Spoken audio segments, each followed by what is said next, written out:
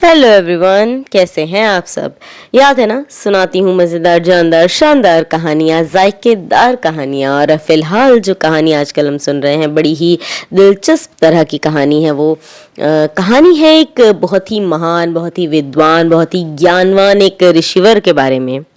उन्होंने क्या किया था, अपने मंत्रों की शक्ति से एक छोटी सी नन्ही मुन्नी सी क्यूटू सी नन्ही सी बिल्कुल टाइनी टाइनी सी एक चुईया को अपने मंत्रों की शक्ति से एक लड़की, एक बच्ची में बदल दिया था। और वो बच्ची जो है, जिसको उन्होंने अपनी बेटी की तरह पाला पोसा, बड़ी हो चुकी है।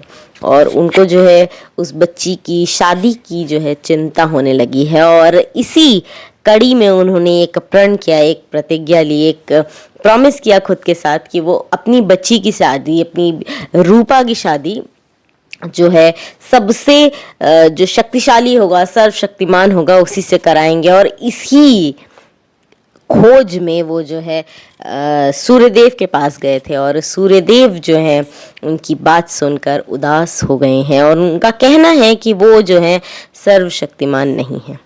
आखिर क्यों नहीं है सूर्यदेव सर्वशक्तिमान, चलिए जानते हैं। सूर्यदेव उदास होकर बोले, ऋषिवर, बात तो आपकी सही है कि मैं इस पृथ्वी पर जीवन का एक अभिन्न चिन्ह हूँ और मेरी वजह से ही पृथ्वी पर जीवन है। अगर मैं ना निकलूं तो पृथ्वी पर जीवन नहीं बचेगा। किंतु गुरुदेव, मैं सर्वशक्तिमान नहीं हूँ। मुझसे अधिक शक्तिशाली भी कोई है। ये बादल जो मुझसे कहीं कहीं शक्तिशाली है, जो मुझे ढक देता है। और फिर मैं कितनी भी ताकत लगा लूं, कितनी भी कोशिश कर लूं, अपनी प्रकाश को, अपनी ऊष्मा को जो है पृथ्वी तक नहीं भेज पाता हूं। इसीलिए मुझसे अधिक शक्तिशाली तो ये बादल है। ऋषिवर ने सोचा, यदि इनसे शक्तिशाली बादल है तो फिर हमें बादल से ही अपनी पुत्री का विवाह करना चाहिए।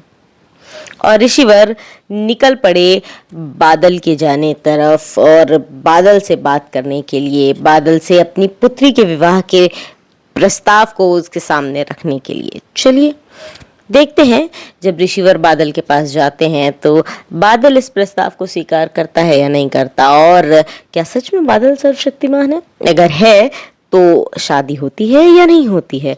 अगर ये सब कुछ जानना है तो बने रहना होगा आपको हमारे साथ में, यहीं इसी चैनल पर। और लाइक, कमेंट, सब्सक्राइब।